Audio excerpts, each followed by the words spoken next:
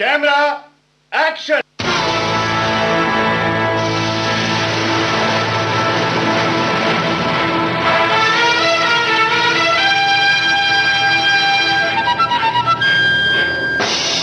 श्रोताओं नमस्कार।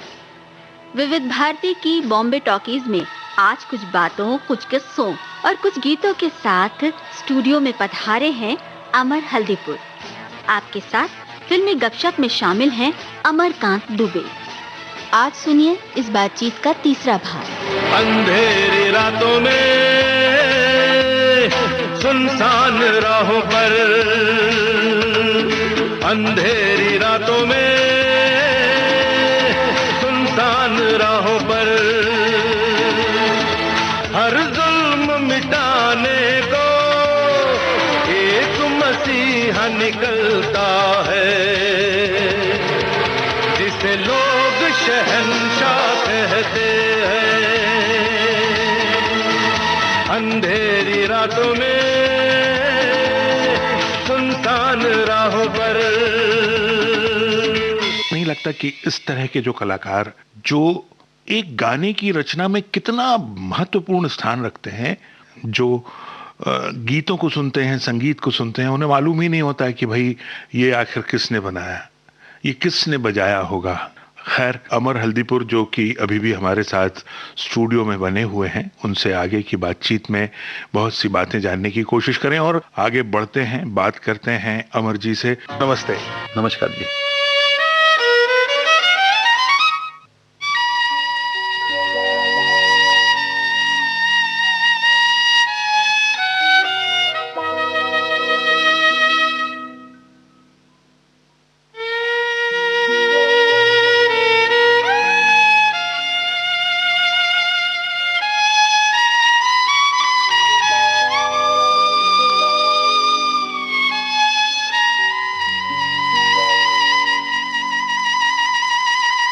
Writer subject लिखता है मगर उसको एग्जीक्यूट करने का जो डायरेक्टर करता है वो अलग, वो बहुत इंपॉर्टेंट है सर।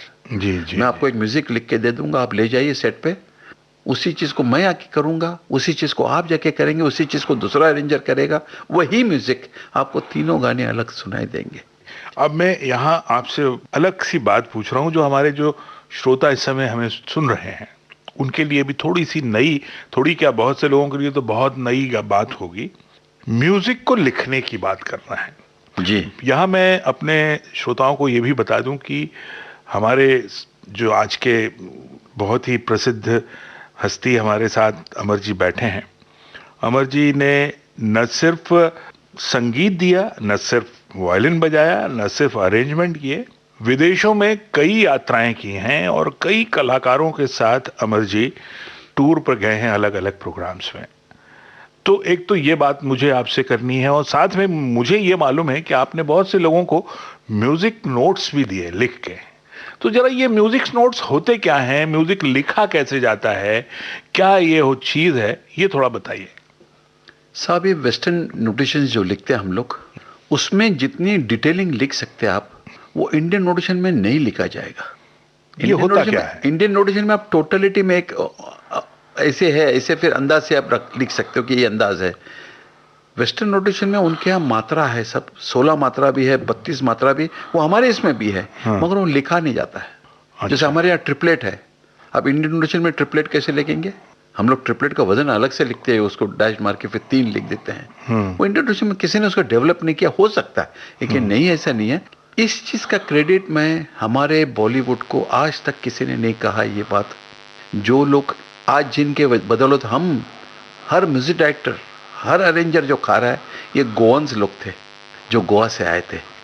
ये वो लोग लेके आए लिखने का, ये हारमोनी डालने का, ये अरेंजमेंट कैसा करने का, ये गोवंस लोग लेके आए। ये हमारा नहीं है, ये ना प्यारे जी का है, ना मास्टर जी का है, ना मेरा है, ना किसी का है। हाँ, जब प्यारे भाई के जो गुरु थे वो भी गोवन थे सब ये वो लोग लेके आए कि गाने के पीछे हारमोनी क्या डालना, वेस्टर्न नोटेशन कैसे लिखा जाता है, काउंटर मेलोडी कैसे लिखी जाती है। सेबेस्टियन जी थे, एंथनी साहब थे, जोसिक सर थे, ये सब लोग थे जो लोग लेके आए हमारे इंडस्ट्री में ये सब चीज़।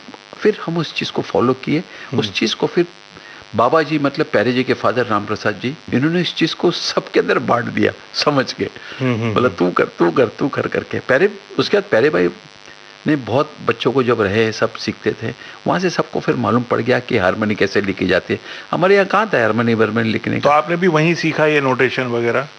मैं जब सीखने जाता था वायलिन जोशिक सर के यहाँ और मायरा मैंजी के यहाँ, तब हमको जो नोट्स वेस्टर्न नोटेशन ही लिखना पड़ता, उसी को पढ़ना पड़ता था।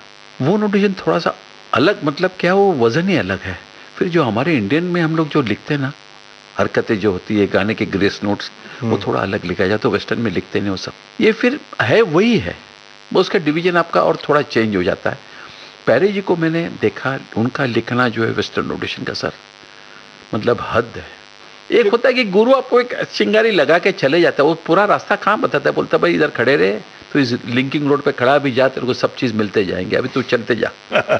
वो हमारे साथ चलते नहीं लिंकिंग रोड तक। उन्होंने बताया, मैं एक बार गाना लिख रहा था तो मेरे समझ में नहीं, मैं पहले भाई ये बोले 1 मिनट लाओ, तो उन्होंने करके कुछ डिविजन डाल दिया। मैं बोला बराबर जैसे गा रहे हो वैसे ही लग रहा है, ये समथिंग लाइक दिस नहीं चलेगा सर अगर परफेक्ट लिखना है। फिर वेस्टर्न नोटेशन में और भी चीज़ें सर। मैं जब लता जी के लिए कॉन्सर्ट में गया था, लंदन गए थे हम लोग, जो वहाँ का रेन ऑर्केस्ट्रा, इंग्लिश ऑर्केस्ट्रा था, सिम्फनी ऑर्केस्ट्रा, उनके लिए हिंदी गाने लिखने थे हमको। लता जी गाने वाली थी ना, तो लता जी बोले अमर तुम लिखोगे क्या? मैं बोला मैं लिख दूंगा, कोई टेंशन नहीं है। तो लता जी ने जब कहा मुझसे कि अमर तुम ये लिखोगे क्या, वहाँ का कंडक्टर है बहुत पैसे मांग रहा है भाई, वो तो अच्छा अपने से होगा ही नहीं है। मैं बोला लिख दूंगा, कोई टेंशन नहीं, क्योंकि मैं वेस्टर्न म्यूजिक ही सीखा हूँ ना। दोस्तों मैं यहाँ आपको ये क्लियर कर दूं कि ये गाने लिखने की जो बात अमर जी कर रहे हैं, ये गाने के बोलों की बात नहीं हो रही है, गाने के जो संगीत की बात हम अभी कर रहे थे, वो नोटेशन की बात अमर जी कर रहे हैं। जी जी, मैंने LTCL किया है म्यूजिक के अंदर, learning Trinity college of London. फिर वो पूरा वेस्टर्न स्टाइल से मैं बजाता था, तो पिताजी कभी गाना बजाने के लिए बोलते तो एकदम लारी लप्पा बजता था मेरे हाथ से, बहुत मार खाता था। बोले ये क्या बजा रहा है यार, ये अंग्रेज लोगों जैसा गाना बजा रहा है, वो बात नहीं बन रही है। जैसे मैं आपको एक एग्जाम्पल बताता हूँ कि बहुत दिन बीते, अभी है ना, तो मैं क्या कहता टा तरे दारा दी दारा ऐसा बजाता था, तो पाड़ करके मार देता है, अरे यार बहुत तरे दा, ये आता था। सब बहुत फर्क है दोनों चीज में। बहुत दिन बीते रे, बहुत दिन बीते, खबर मोरी लाली रे, बहुत दिन बीते, बीते रे, बहुत दिन बीते।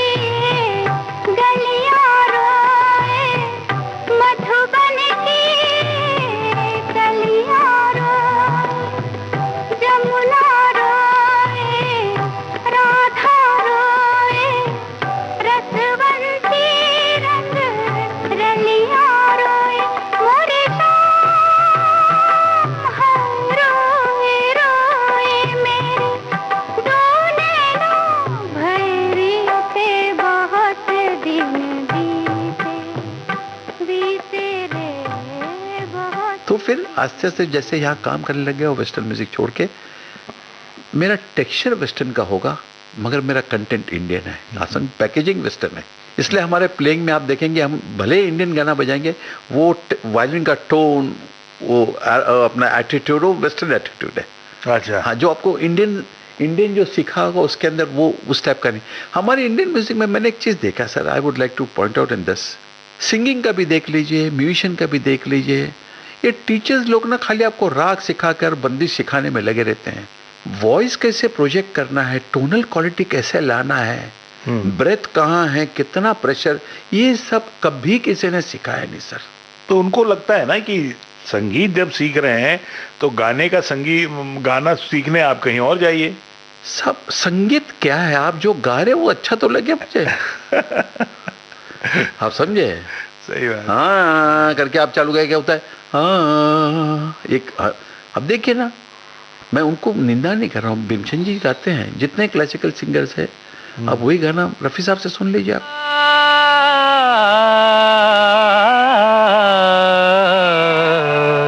अलग ही एक वॉइस प्रोजेक्शन होता है। मधुबन में राधिका नाचे रे, मधुबन में राधिका नाचे रे, गिरधर की मुरलिया बाजे रे।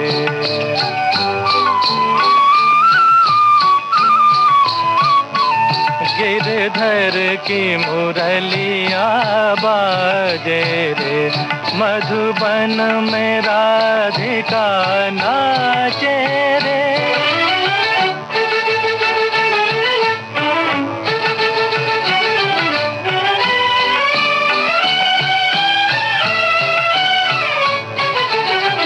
पग में घूंघर बांध के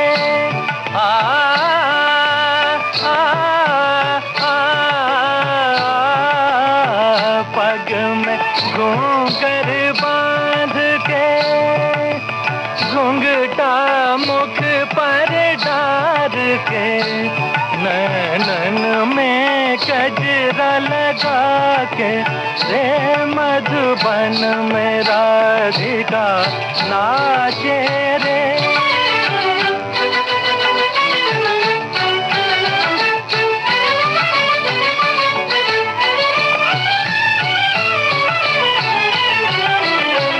दौलत छम छम कामनी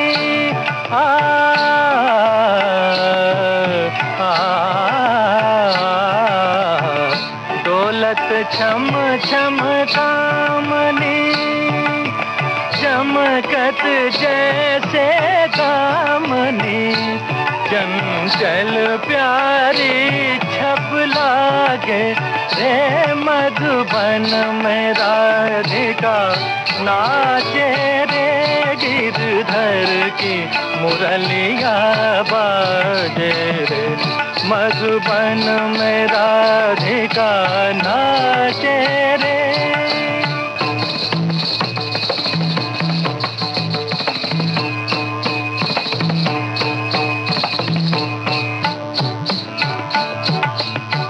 मृदंग बाजे तिरकिट धूम ताता, मृदंग बाजे तिरकिट धूम ताता, नाचत छूम छूम तथई तथई तथा छूम छूम चनना छूम छूम चनना, क्रांता क्रांता क्रांता था था था, मधुबन में राधिका नाचे रे। आज अमिताभ जी है, उनके वॉइस देखिए क्या है।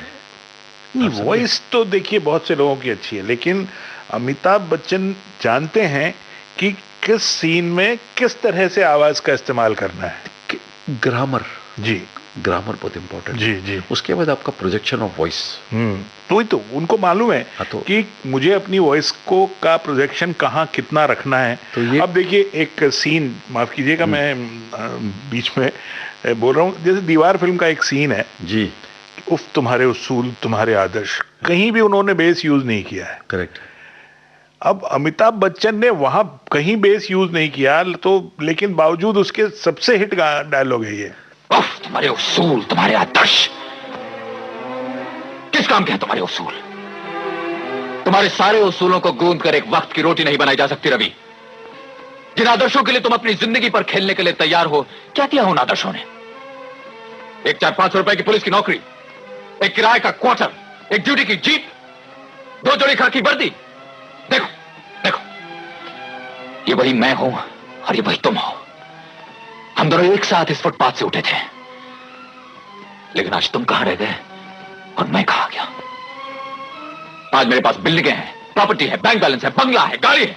क्या आता है तुम्हारे पास? मेरे पास मां है।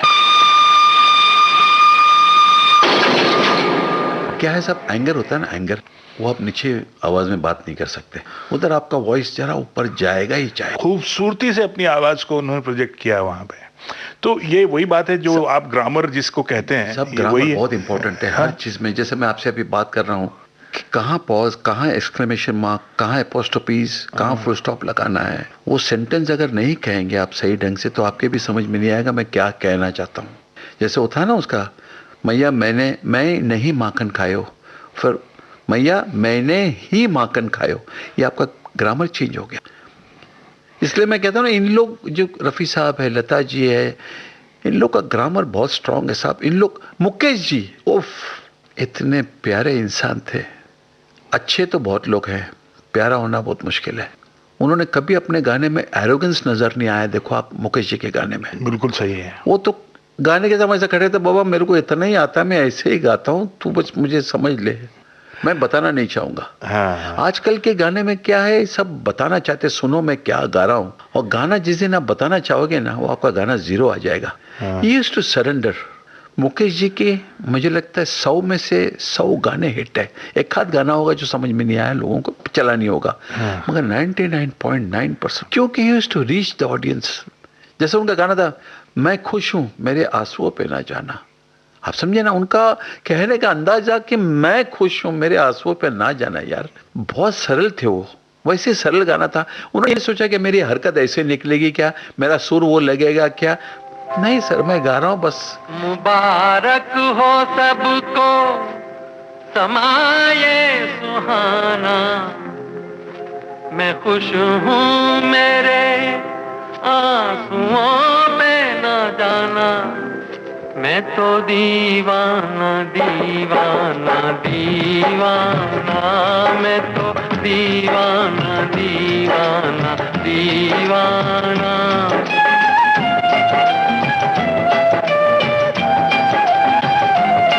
मुबारक हो सबको समाये सुहाना, मैं खुश हूँ मेरे आंसुओं पे न जाना, मैं तो दीवाना दीवाना दीवाना, मैं तो दीवाना दीवाना दीवाना।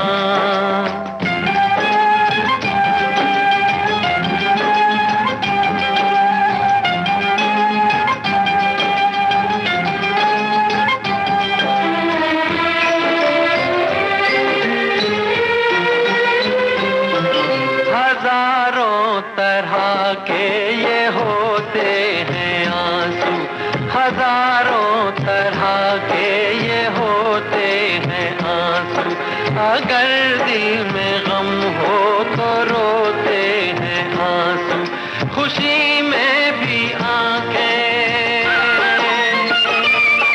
खुशी में भी आंखें भिगोते हैं आंसू, इन्हें जान सकता नहीं ये जमाना, मैं खुश हूँ मेरे आंसुओं पे ना जाना, मैं तो दीवाना दीवाना दीवाना, मैं तो दीवाना। मैं ये कहना चाहता हूँ सर कि जिस संगीत की हम बात करते हैं, जिस सुर की बात कर रहे हैं, जिस ताल की बात आप कर रहे हैं, ये सिर्फ जानकार के समझ में आता है।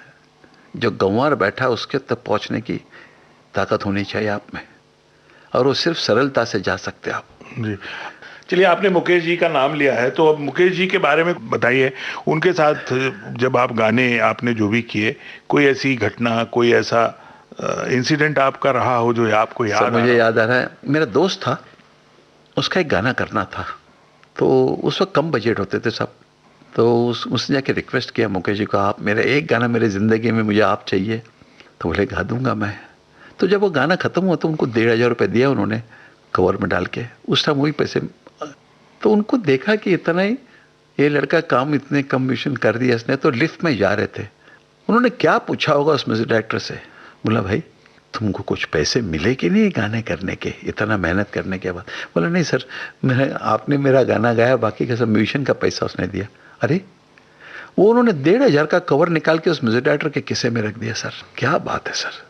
वही म्यूजिक डायरेक्टर के लिए एक बार रफ़ी साहब के यहाँ गया मैं, ये सुनने जैसी बात है। बात ऐसी थी कि ज़हीर मियाँ, मतलब उनके जो काम देखते थे ज़हीर भाई, उनके साले साहब, हाँ जी, उन्होंने कहा 15,000 रुपये लेंगे तो ये तो घबरा गए हम ज़्यादा, बोले यार पैसे इतने हैं ही नहीं। मैंने चल अपन देखते हैं साहब के घर पे। मैं बोला देर भाई मैं घर पे आऊँ, बोला आ जाना, उसमें क्या है। तो मैंने बोला यार पैसा, बोले एक काम कर 12,000 कर दे।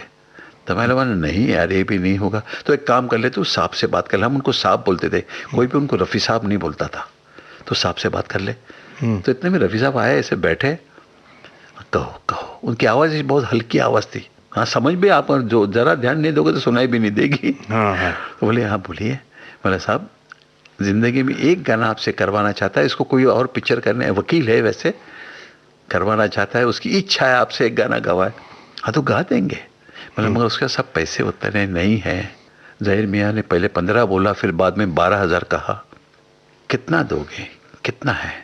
तो ये बोल बैठा साहब मेरे पास 2,000 रुपये देने के लिए। तो मुझे लगा अब रफ़ी साहब गाली दे देंगे, क्योंकि रफ़ी साहब एक बहुत प्यारा गाली देते थे, तो आगे कुछ नहीं बोलते थे। तो मैं बोला अभी पड़ेगी, नहीं पड़े। बोले ठीक है हम गाना तुम्हारा कर देंगे। अच्छा, कर देंगे। अच्छा मेरे समझ में नहीं आया ये बात। चलो रिकॉर्डिंग हुआ तो मैं लिफ्ट में छोड़ने जब जा रहा था, मैंने कहा साहब एक बात पूछो, अगर बुरा नहीं माने। ज़हीर मियाँ ने 15 कहा, फिर 12 कहा, उस म्यूजिक डायरेक्टर ने 2,000 कहा, आपने हाँ कह दिया। शायद मैं होता तो मैं बोलता नहीं बेटा पैसे मत दे, मैं तेरा गाना गा के चले जाऊँगा। तो बोले कितनी बड़ी बात उन्होंने हमको सिखाई। बोले नहीं बेटा ये काम कभी मत करना। अगर वो 2,000 रुपये मैं नहीं लेता, जिंदगी भर ये मेरा मोहताज रहता, मेरा कर्जा इसके सर पे पड़ा रहता। मैंने अपना दाम ले लिया, अब मुझे इससे कुछ लेना देना नहीं है। वाह वाह वाह, कितनी बड़ी बात है साहब, कितनी बड़ी बात है। सही कह रहे हैं आप। मेहरबानी कर भी दी और मेहरबानी नहीं की। बिल्कुल सही है, बिल्कुल सही है। साहब ये लोग गंधर्व लोग थे, ये सब जो है सब गंधर्व है। रफ़ी साहब के साथ जो आपने काम किया, कोई गाना आप बताएं कि जिसमें, जिसको अभी इस वक्त हम अपने श्रोताओं के साथ। साहब मुझे वो बहुत बड़ी याद है, महबूब में हम लोग रिकॉर्डिंग कर रहे थे महबूब स्टूडियो में, बांद्रा में। हाँ फिल्म था कर्ज, आज उसको कम से कम 40-41 साल हो गया है। जी जी जी।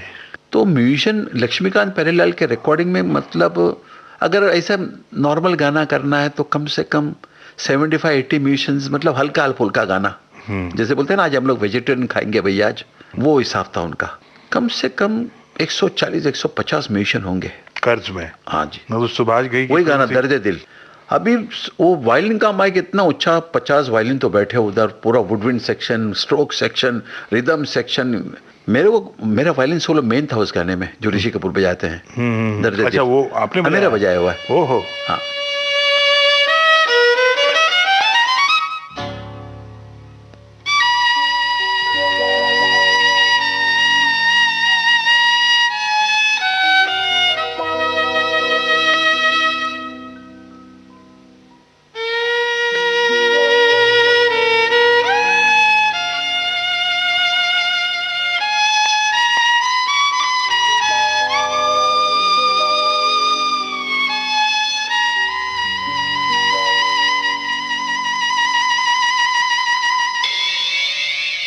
मैं बोले यार, मैं बोला टगोर यार ये थोड़ा अड़चन है, मैं इसमें नहीं बजा सकूंगा, बहुत बड़ा सोलो जैसा है। बोले कहाँ फिर नहीं बजा सकता, कैसे करूँ यार तुम्हारा? फिर एक काम करता हूँ मैं तुमको अंदर माइक लगा दे, चलेगा? मैं लगा दे। मेरे समझ में नहीं, अंदर माइक लगा देता हूँ। इतने में देखा तो रफ़ी साहब जहाँ खड़े उसी के बाजू में माइक लगा दिया, आर्टिस्ट रूम में। नॉर्मली म्यूजिशियन कभी आर्टिस्ट साथ खड़े रह के नहीं बजाता। तो 2 माइक लगाया, एक उधर लगाया, एक मेरा माइक लगाया। तो वो गाना जब चल रहा था, वो लाइव रिकॉर्डिंग है सर गाने की। हाँ सब पूरे लाइव रिकॉर्डिंग है, कोई डबिंग नहीं। रफ़ी साहब गा रहे थे, मैं बजा रहा था, ये उनकी याद है मेरे पास। दर्द दिल, दर्द जिगर, दिल में जगाया आपने। दर्द दिल, दर्द जिगर, दिल में जगाया आपने। पहले तो मैं शायर था, पहले तो मैं शायर था, आशिक बनाया आपने। दर्द दिल, दर्द जिगर, दिल में जगाया आपने। दर्द दिल, दर्द जिगर, दिल में जगाया आपने। क्या गाना है सर वो? जी क्या सर। गाना है वो, और वो लाइव रिकॉर्डिंग में हुआ है, ये सुन के सर। तो बहुत आश्चर्य लगता है। साहब यही मुश्किल था उस वक्त, लाइव रिकॉर्डिंग करना, मतलब गाना शुरू हुआ आखिर तक गाओ, इसलिए ये वो गाने ना एक जान लगता है आज भी।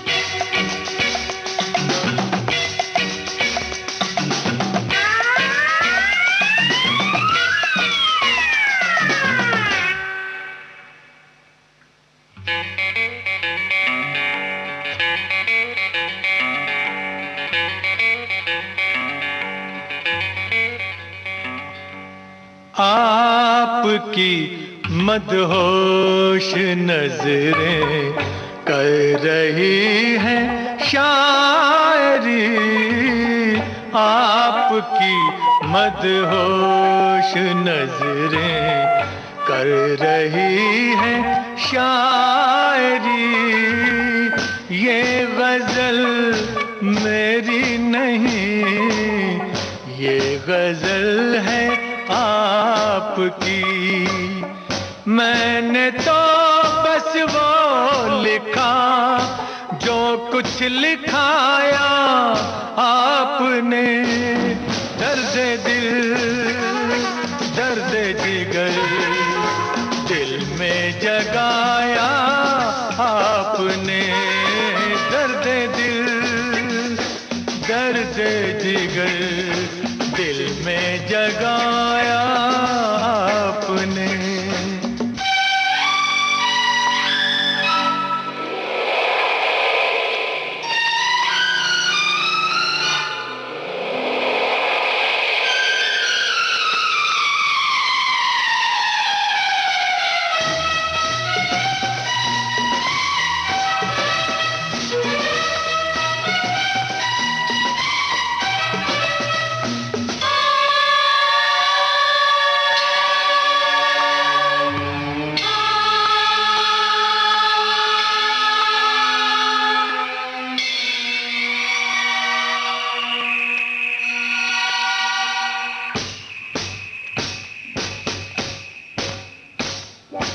कब कहाँ सब खो गई जितनी भी थी परछाइयाँ, उठ गई यारों की महफिल, हो गई तन्हाइयाँ। कब कहाँ सब खो गई जितनी भी थी परछाइयाँ, उठ गई यारों की महफिल, हो गई तन्हाइयाँ। क्या किया शायद कोई पर्दा गिराया आपने, दर्द दिल। जैसे ये सोलो वायलिन था जी। ऐसे और कौन कौन से सोलो वायलिन वाले गाने हैं, आप मुझे थोड़ा सा बताइए ना आपके। साहब बहुत सारे गाने हैं, जैसे आपको मैंने बताया कुंवारा बाप बताया, हाँ। फिर आपका धर्मवीर में एक गाना है हम बंजारों की बात मत पूछिए, फिर आपका वो चाचा भतीजा का एक गाना है, चाचा भतीजा नहीं चोर सिपाही में एक गाना है। चोर सिपाही या चोर पुलिस?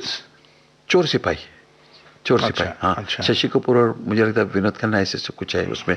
उसमें एक गाना है, मिस्टर इंडिया का गाना है। मिस्टर इंडिया का कौन सा गाना? नहीं वो गाना है ना काटे नहीं कट, उसमें- लक्ष्मीकांत प्यारेलाल जी के यहाँ आफ्टर शोर, शोर का गाना हमारे बुजुर्ग, हमारे सीनियर, मेरे प्यारे जेरी फर्नांडिस जी ने बजाया है। अच्छा। साहब क्या उनके वायलिन का टोन था, मैं सच कहता हूँ। ओहो एक ऐसा प्यार का नगमा। एक प्यार का, ऐसा लगता था पहाड़ जैसे आवाज आती थी वायलिन में से उनकी।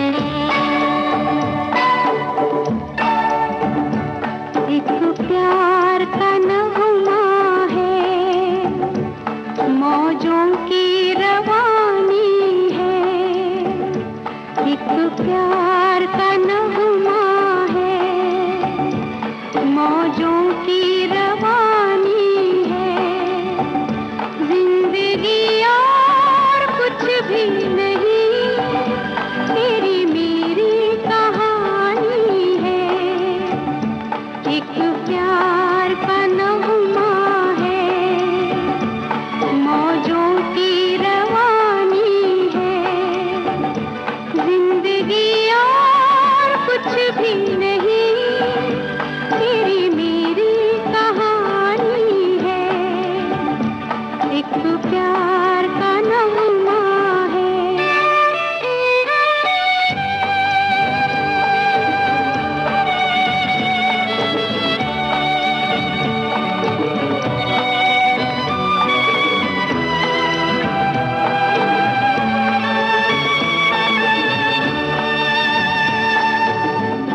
ला ला ला ला ला ला, ला ला ला ला ला ला, कुछ पाकर खोना है, कुछ खोकर पाना है, जीवन का मतलब तो आना और जाना है, दो पल के जीवन से एक उम्र चुरानी है, जिंदगी और कुछ भी नहीं, तेरी मेरी कहानी है, एक प्यार का नगमा है। उसके बाद जितने सोलो बजाए वो सब मेरे बजाए हुए हैं, लक्ष्मीकांत परेरा के सब। उसके पहले ऑस्कर परेरा ने जी भी बजाया है। लेकिन प्यारे भाई भी तो वायलिन बजाते थे। हाँ, एक गाना मुझे अभी याद आ रहा है उनका, आपने अगर जिक्र किया उस बात का, वो फिल्म थी तकदीर, भारत भूषण जी थे उसमें। जब जब बाहर आए गाने में नारेलकर जी बजा रहे थे, तो गाना खत्म हो गया तो इतने में प्यारे भाई बाहर आए। उस रिकॉर्डिंग में मैं था नहीं, उसके बैकग्राउंड में मैं था। तो प्यारे जी बोले, नारेलकर जी अगर आप बुरा नहीं मानो तो एक ट्रैक में मैं बजा दूं क्या, यही सोलो। तो उन्होंने वो नर्मदे भाई जी थी शायद, उनका वायलिन लिया, बोले चलो टेक करते हैं। तो फिर प्यारे जी ने बजाया।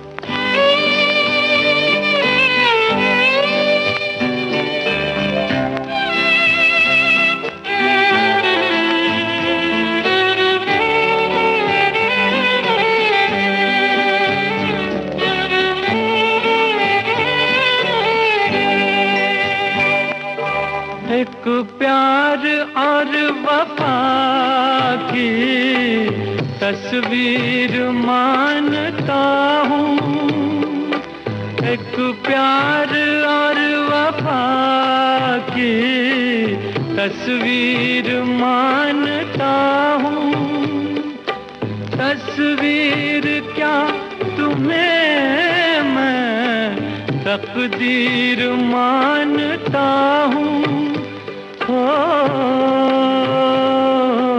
देखी नजर ने खुशियाँ, या देखे गम के साए, मुझे तुम याद आए, मुझे तुम याद आए। मन तो नहीं कर रहा है कि बात को कहीं और मोड़ूं, लेकिन मोड़ना पड़ेगा। और जहां मैं बात कर रहा था पहले वो यूनिवर्सिटीज़ की, अब हम लता मंगेशकर और आशा भोसले, और बीच में एक और बड़ी यूनिवर्सिटी रह गई, किशोर कुमार जी। रफ़ी साहब की बात हो गई, मुकेश जी की भी बात हो गई। किशोर कुमार के साथ क्या एक्सपीरियंस रहा आपका? ऑफ कोर्स मेरे जितने गाने थे शहंशाह के, सब गाने उनके गाए हुए। डिफिकल्ट इंसान था सर, उसको नहीं हम समझ पाए, बिल्कुल नहीं। किस तरह से डिफिकल्ट मानते हैं? आप अभी उनके घर पे चले जाओ तो मिलेंगे नहीं, वो किसी को ऐसा मतलब क्लोज आने नहीं दिया कभी किसी को, अपनी दुनिया में रहते। अपने दुनिया में। हाँ, पंचमदा के साथ काफी करीब थे वो, बप्पी के साथ भी बहुत, बाकी वो ज्यादा कभी किसी को करीब नहीं आने दिया उस साथ में। लेकिन एलपी के साथ तो मतलब लक्ष्मी प्यारे जी के साथ तो उन्होंने बहुत काम किया। सब काम करते थे मगर वो होता है कि एक आर्टिस्ट बन के आते थे वो पंचमदा के वैसे नहीं थे। मुझे याद है एक गाना बॉम्बे लैब में रिकॉर्डिंग चल रही थी शंकर जी की, किशोर जी गा रहे थे गाते, तो ऐसे वो फिर ऐसे लेटे सोफे के ऊपर, बोले यार मैं ऐसे ही गाऊंगा, तू माइक ऐसे ही लगा दे, लेटे लेटे गाना गा रहे, सब समझ में नहीं आया। ये चीजें मैंने रफी साहब में कभी नहीं देखा सर। वो जब काम करने आए तो सिर्फ म्यूजिक डायरेक्टर बॉस उनके लिए था, वो कितना भी छोटा हो। अब लता जी की ही बात करते हैं, जैसे मैं बात कर रहा था यूनिवर्सिटीज की। लता जी के बारे में आप क्या सोचते हैं, कैसे आप उनको डिस्क्राइब करेंगे? साहब एक बार मुझे याद है, हृदयनाथ मंगेशकर जी ने मुझे पूना बुलाया था किसी प्रोग्राम में, तो कहे अमर तुम कुछ कहो। वो एक फिल्म हमने की थी, जयत रे जयत, मराठी की फिल्म थी। तो मैंने कहा, मैं बाल साहब, हमको बाल साहब बोलते, मैं पिक्चर के बारे में, गानों के बारे में आप लोगों ने सब कुछ बहुत कुछ कहा, मैं अगर लता जी के बारे में अगर टॉपिक चलेगा, बोले हाँ बिल्कुल बहुत अच्छी बात है। तो मैंने उस वक्त ऑडियंस में यही कहा, लता जी का गाना आपको अच्छा लगता है, बहुत अच्छा लगता है, मैं जिस दिन आपके इतना सा समझ में आए तो आप समझना आप बहुत तकदीर वाले हो।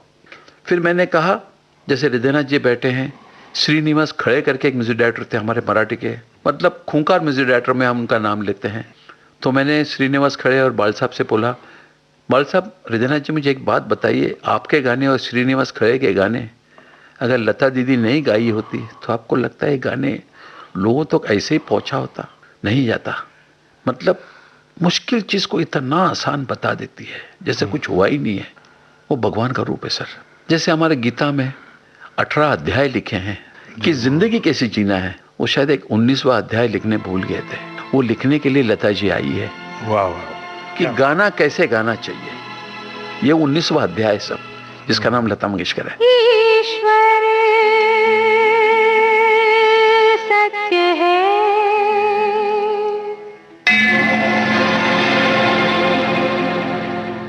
सत्य ही शिव है,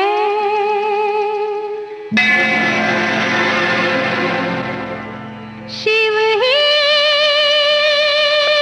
सुंदर है, जागो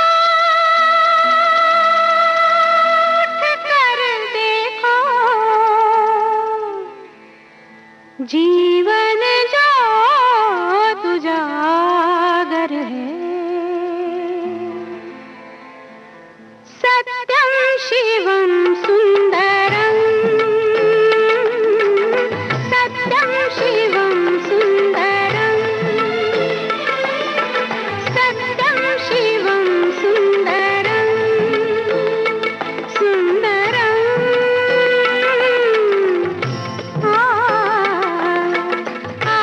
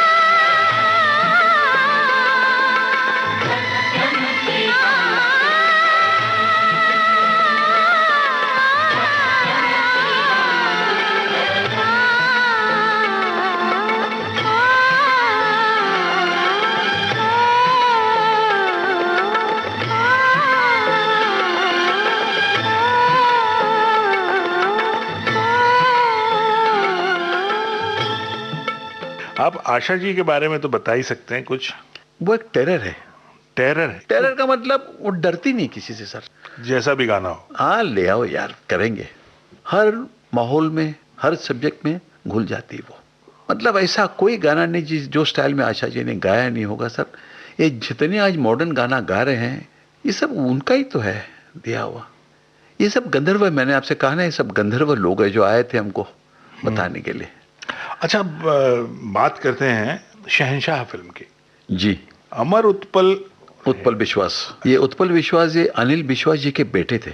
मतलब टीनू आनंद की नजर आप पर कैसे पड़ी? और इतने सब संगीतकारों में से आपको ये संगीत करने के लिए दिया गया, वो भी अमिताभ बच्चन की फिल्म, और इतनी बड़ी फिल्म थी वो, बड़ी महत्वाकांक्षी फिल्म थी वो। इसके पीछे बहुत बड़ी स्टोरी है, मैं आपको बताऊं। वही तो सुनना है हमें। मैं राजेश रोशन के अरेंजमेंट करता था, तो टीनू जी की जो फर्स्ट फिल्म थी दुनिया मेरी जेब में, तो उसमें मैं अरेंजर था। तो वहां तो बैठते थे हम लोग, दोस्ती तो थी।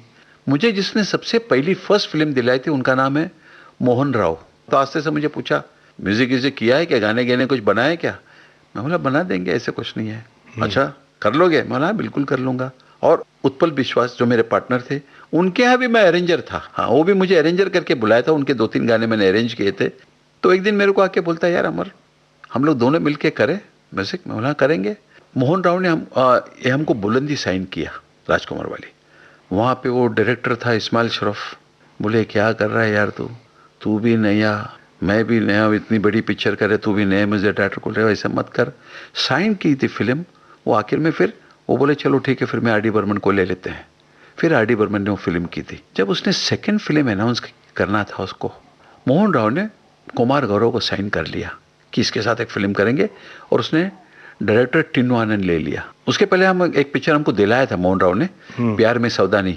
तो अभी ये फिल्म उन्होंने हमको साइन की, मुट्ठी भर जमीन। साइन तो करना था, तो टीनू आनंद, राजेंद्र कुमार जी, अरे क्या पागल हो गए यार तुम यार, कुमार गौरव इतना बड़ा हिट है आज। अमिताभ बच्चन के उसका ही नाम था, बहुत बड़ा था। तो अमित जी शायद 15 लाख लेते थे, इसने कुछ 13-14 लाख रुपए लिया था इस फिल्म का। बोले कि नहीं ऐसे मत करो, मैं तुमको जो चाहिए म्यूजिक डायरेक्टर ला देता हूँ। मोहन राव नड़ गया, बोला नहीं सर, मैं 6 गाने करूँगा, अगर आपको एक भी गाना पसंद नहीं आया तो मैं 6 के 6 गाने कैंसिल कर दूंगा, रिजेक्ट कर दूंगा, नए आप बोलेंगे उस म्यूजिक डायरेक्टर को। वो फिल्म का हमने जैसा म्यूजिक किया, वो फिल्म रिलीज ही नहीं हुई। उसमें डायरेक्टर टीनू आनंद थे। तो वो बोला चलो तुम लोग शहंशाह कर रहे हो, तो कहा मगर एक काम है, अप्रूवल पे होगा, गाना बना दे। बड़े बॉस ने अगर हाँ कह दिया तो किसी बड़े बॉस यानी अमिताभ बच्चन। मतलब मैं अप्रूवल बेसिस पे काम नहीं करता, अगर मैं म्यूजिक डायरेक्टर हूँ तो मैं गाने बनाने बैठूंगा। एंड दैट वाज अंधेरी रातों में हम लोग ने उधर बनाया। वो गाना टेप पे लेके गया, अमिताभ जी को सुनाया, वो पिक्चर वैसी धनाधन, बोले बस गाने करते जाओ अभी। अंधेरी रातों में सुनसान राहों पर हर जुल्म मिटाने को एक मसीहा निकलता है,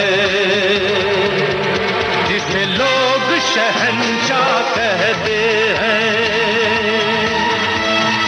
अंधेरी रातों में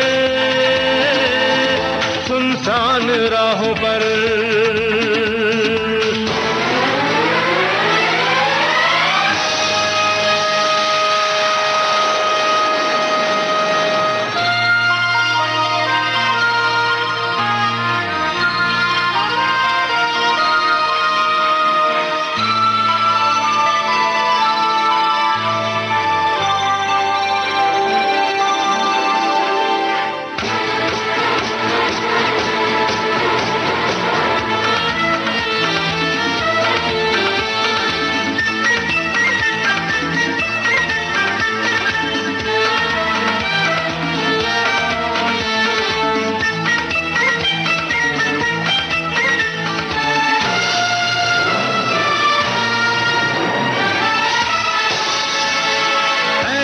बहादुर देखे हैं थोड़े, ऐसे बहादुर देखे हैं थोड़े, जुल्मों सितम की जंजीरें तोड़े। पीछे पड़े तो पीछा न छोड़े, बड़ा जोर है उसके हाथों में। अंधेरी रातों में सुनसान राहों पर, अंधेरी रातों में सुनसान राहों पर हर जुल्म मिटाने को एक मसीहा निकलता है, जिसे लोग शहंशाह कहते हैं। अंधेरी रातों में सुनसान राहों पर। बहुत बड़ा ऑर्केस्ट्रा था, बहुत मतलब फुल हैंड मिला, बोले जो चाहिए हो करो। मगर उस गाने में मुझे एक बात याद आई आज, उसमें गाना था जाने दे मुझे जाना है। वो गाना रिकॉर्ड हो चुका था और उस टाइम में नया इलेक्ट्रॉनिक इंस्ट्रूमेंट आया था। विजू शाह मेरे पास मेरे साथ रहता था, हाँ मुझे हेल्प करता था। वो नया इंस्ट्रूमेंट लाया था, तो मैं अरे वाह, इसको अपन इस पे रिदम करते हैं। गाना रिकॉर्ड तो कर दिया, किशोरदा भी गा गए, लता जी भी गा गई। एक 2 महीना 3 महीने का मैं गाना ऐसे घर पे कैसेट लगा के सुनने बैठा, मैं बोला ये गाना तो बहुत बुरा लग रहा है यार ये। तो मैंने उत्पल से कहा, मुन्ना ये क्या हुआ है मालूम है इस गाने का? बोला क्या हुआ? मैंने गाने का टेम्पो बहुत स्लो हो गया। जाने दे मुझे जाना है, अरे वाह जो ये था अभी, जाने दे मुझे जाना है, ये गाने का टेम्पो बन गया था वो इलेक्ट्रॉनिक के चक्कर में, हाथ से बजाने के चक्कर में। तो मैंने टिन्नू आनंद से कहा, भैया गाना ये री रिकॉर्ड करेंगे यार। बोला पागल हो गया, वो किशोर कुमार गाया है, लता जी गाई है, मैं वापस लेके आता हूँ ना यार, मुझे रिकॉर्ड। बोला नहीं मत कर, उसमें 110 120 म्यूजिशियन ही उसके। तूने क्या फिर से बोला? मतलब मेरे को करने देना यार। बोला नहीं मैं तो उस चीज़ के अगेंस्ट हूँ। मैं बोला टिन्नू जी काम करूँ, मैं अपने खर्चे पे करूँ, तू कर। मैं बोला अगर अच्छा लगा तो पैसा देना पड़ेगा। बोलता तू वो शरणा है रे। बोला हाँ अच्छा लगा तो देना ना। मैं गया फिल्म सेंटर में, उस टाइम केरसी जी, हनी, सुनील जी, विजू शाह, सिर्फ 7 म्यूजिशियन थे इस गाने में। उस टाइम 120 म्यूजिशियन इसमें 7। मतलब मेरे को जो गाना चाहिए इसका एक टेम्पो अलग चाहिए, it's a very peppy song. Record किया एज इट इज, ऐसे डबिंग वॉइस में गा दिया। उसमें रात को टिन्नू को सुनाया तो नाच रहे थे सब लोग। बोले यार ये तो क्या करके लाया? मतलब पहले पैसा दे। पहला पैसा दे। कितना है? मतलब 13,000 रुपया खर्चा हुआ यार, तू दे दे मेरे को। तो मगर इसमें एक हुआ प्रॉब्लम हुआ सर। किशोरदा के यहाँ जा रहे तो बोले मैं नहीं गाऊंगा ये गाना। लता जी के यहाँ गए, बोले मैं गा दूंगी अमर, मैं गा दूंगी, कोई टेंशन नहीं, तू किशोरदा की डेट ले ले। तो हो ही नहीं रहा है। मतलब दीदी वो ऐसा संडे को रख, देख संडे को आते, क्योंकि मैं लता जी के बहुत करीब था सर, अभी भी बहुत करीब हूँ। कभी भी चाहिए हम उधर, हमारे लिए टक टक नॉक करने की जरूरत नहीं है, हम उनके घर के हैं। तो किशोरदा बोले मैं नहीं गाऊंगा। उस टाइम क्या हुआ था, अमित जी ने किशोरदा के कोई फिल्म में मना कर दिया था करने के लिए कोई काम, इसलिए बोला नहीं गाऊंगा मैं, अमिताभ बच्चन के लिए नहीं गाऊंगा। फिर अभी वो नाटक चालू हो गया, तो मैं भी खड़े दिमाग का, बोला नहीं गाते तो छोड़ यार मुन्ना, टीनू जी वो नहीं गा रहे, मैं वॉइस चेंज कर रहा हूँ। तब जाके मैं मुन्ना अजीज को लेके आया उस गाने में। जाने दो मुझे जाना है, वादा जो किया है वो निभाना है, आज किसी से मुलाकात है मेरी। कौन है वो, बोलो कौन है वो, बोलो कौन है वो? मेरी जान है वो, जाने दो मुझे जाना है, वादा जो किया है वो निभाना है, आज किसी से मुलाकात है मेरी। कौन है वो, बोलो कौन है वो, बोलो कौन है वो? मेरी जान है वो, जाने दो मुझे जाना है, वादा जो किया है वो निभाना है।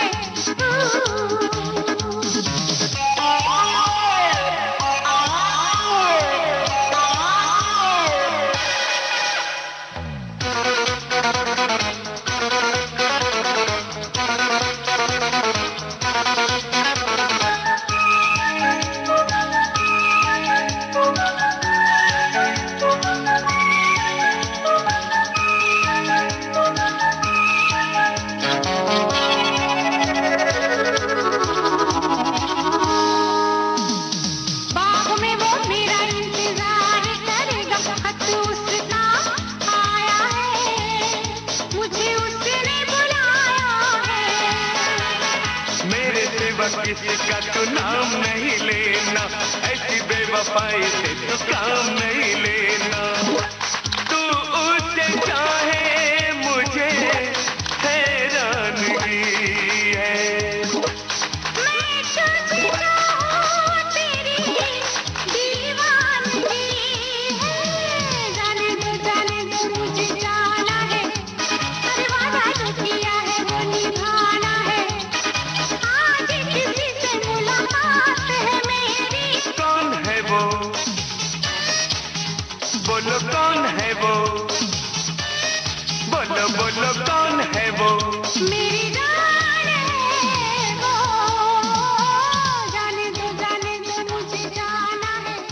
आज की इस बातचीत को हम इसी जाने दो और न जाने दो, जाने दे और न जाने दे पे खत्म करते हैं। और भी बहुत सी बातें आपसे करेंगे और आप दोबारा आएंगे, ये वादा हम आपसे ले रहे हैं। जी बिल्कुल आऊँगा, मुझे भी बहुत अच्छा लग रहा है। तमाम हमारे जितने श्रोता हैं उनकी तरफ से, विविध भारती परिवार की ओर से आपको विनम्रता के साथ शुक्रिया अदा कहता हूँ। मैं एक चीज कहना चाहूंगा इसके ऊपर, जो भी कहना, मैं अगर ये बात खत्म कर रहा हूँ इस वक्त, नार्वेकर जी जो मेरे गुरु हैं, उनका ये आशीर्वाद है जो आज हाथ में बज रहा है सर। मैं सच कहूँ, 2 बार गया था 10-10 मिनट के लिए, सिर्फ उनकी नजर पड़ी है मेरे ऊपर। मालूम नहीं क्या प्यार से उन्होंने देखा, उन्होंने और लक्ष्मी जी प्यारे जी ने कौन सी नजर से मुझे देखा, कौन सा प्यार था कि आज आपके सामने बैठा हूँ मैं उन सब मेरे गुरुओं को नमन करता हूँ, साष्टांग नमस्कार करता हूँ। एक बहुत बड़े आर्टिस्ट थे जाशा हाइफिट्ज, ऐसे दुनिया में ऐसा वायलिनिस्ट कोई पैदा नहीं हुआ, कभी ना होगा। उन्होंने कहा था, उस आदमी से मुझे डर लगता है जो एक कोने में बैठा होगा जो मुझे सुन रहा है। मैं रफी साहब को सुनना चाहूंगा। पूरी शाम ख्याल उनका आ गया। अभी हमारी भी बातचीत होते होते शाम हो गई। बहुत बहुत शुक्रिया। Thank you sir, thank you, नमस्कार जी। हुई शाम उनका ख्याल आ गया, हुई शाम उनका ख्याल आ गया, वही जिंदगी का सवाल आ गया, वही जिंदगी का सवाल आ गया, हुई शाम उनका ख्याल आ गया, हुई शाम उनका ख्याल आ गया।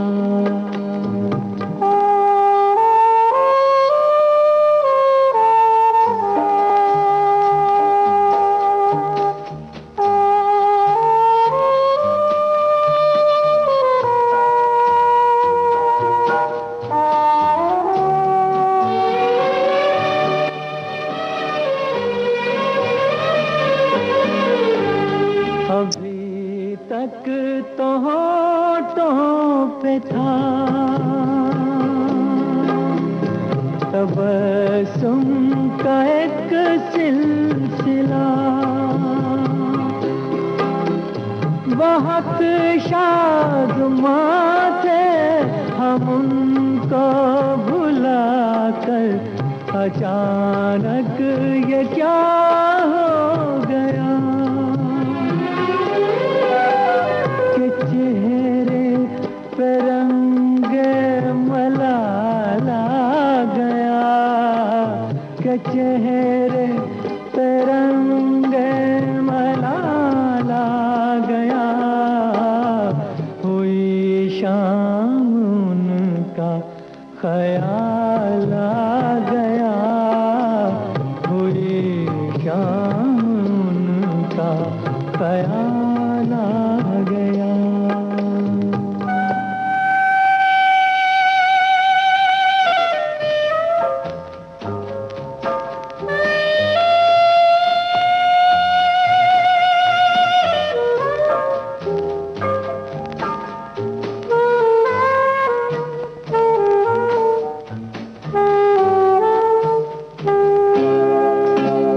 हमें तो यही था गुरूर, गम यार है हमसे दूर, वही गम जिसे हमने किस किस जतन से निकाला था इस दिल से दूर, वो चल कर कयामत की चाल आ गया, वो चल कर कयामत की चाल आ गया, हुई शाम उनका ख्याल आ गया, वही जिंदगी का सवाल आ गया, हुई शाम उनका